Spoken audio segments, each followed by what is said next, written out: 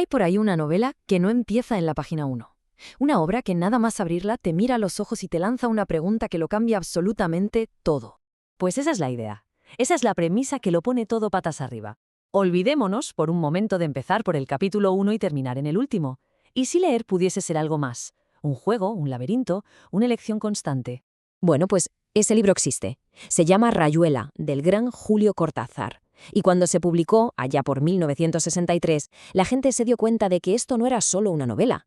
Era otra cosa, casi como un artefacto, un objeto diseñado para romper las reglas y cambiar nuestra forma de leer para siempre. Y aquí es donde empieza la magia. Justo al principio, Cortázar no nos da un prólogo típico, no, nos da un mapa, unas instrucciones. Esto que vemos es el tablero de dirección y nos obliga a tomar una decisión fundamental desde el minuto 1. A ver, la elección parece simple, pero tiene miga. Por un lado se puede leer de la forma de toda la vida, del capítulo 1 al 56. Y listo, se tiene una historia completa con su final y todo. Pero, por otro lado, está el desafío. Empezar en el capítulo 73 y dejarse llevar por un recorrido caótico, un salto constante entre páginas que revela una historia mucho, mucho más profunda y fragmentada. La gran pregunta es, claro, ¿qué camino se va a elegir? Vale, pero más allá de toda esta locura de la estructura de qué va Rayuela, pues no va tanto de una trama, sino de una atmósfera. Es la crónica de una búsqueda apasionada y muchas veces totalmente desesperada.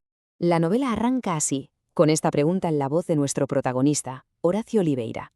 Y en solo 5 palabras, Cortázar ya nos lo ha contado todo. La búsqueda constante de esa persona o de esa cosa que por fin le dé un sentido a todo lo demás.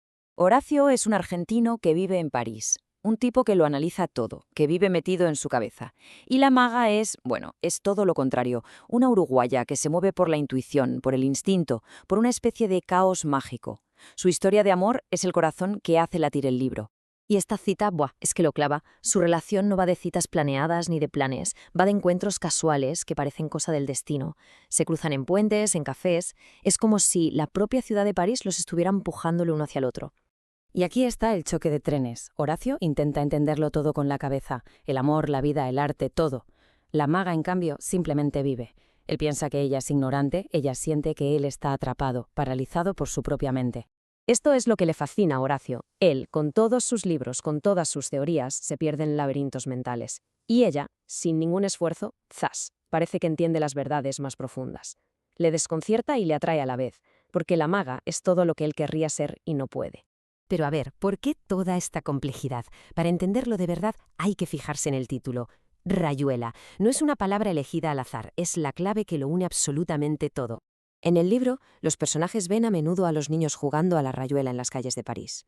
Y este juego tan simple, el de saltar de una casilla a otra para intentar llegar al cielo, se convierte en el gran símbolo de su propia búsqueda existencial. Y aquí está la clave de todo. La forma en que leemos el libro es una imitación de la forma en que vivimos. La vida no es una línea recta. A veces avanzamos, otras veces retrocedemos y muchas veces saltamos hacia un lado sin saber muy bien por qué. El libro nos obliga a sentir esa misma mezcla de descubrimiento y confusión.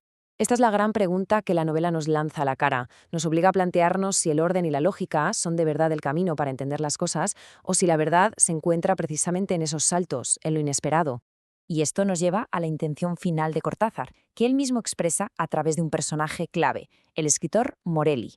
Su objetivo no era solo contar una historia, era cambiar a la persona que la estaba leyendo. Morelli, este escritor que aparece dentro del propio libro, dice que hay 2 tipos de lector. Al primero lo llama el lector hembra, un poco con el lenguaje de la época. Es alguien pasivo que solo quiere que le den la historia ya masticada. Pero luego está el lector cómplice. Este es el lector activo, el que se arremanga y está dispuesto a ser co-creador de la obra, a saltar, a buscar, a encontrar el sentido. Y Rayuela es sin duda una invitación para este segundo tipo de lector. Ojo a esta cita porque es una auténtica bomba. El objetivo de la novela no son los personajes, no. El objetivo es quien la lee. El libro es una herramienta diseñada para sacudirnos, para que nos cuestionemos nuestra forma de ver el mundo. Por eso se dice que es una antinovela, porque rechaza el orden, las explicaciones fáciles, la pulcritud. Es un caos a propósito, como la vida misma, que nos obliga a ser nosotros quienes encontremos las conexiones y los patrones. Entonces, después de todo este viaje, ¿con qué nos quedamos? ¿Cuál es el mensaje que se queda resonando después de saltar por todas estas páginas? El libro no te da una conclusión cerrada, sino todo lo contrario. te abre un montón de puertas. Nos viene a decir que el cielo de la Rayuela no es un destino al que llegar, sino la propia búsqueda. Esta reflexión, que sale en un pasaje sobre el jazz, resume a la perfección el espíritu del libro. Siempre, siempre hay otras posibilidades, otras formas de vivir, de amar, de entender el mundo. En el fondo, Rayuela no es un libro para encontrar respuestas, sino para aprender a amar las preguntas. El valor no está en llegar al final del juego, sino en el simple hecho de jugar, de buscar, de saltar.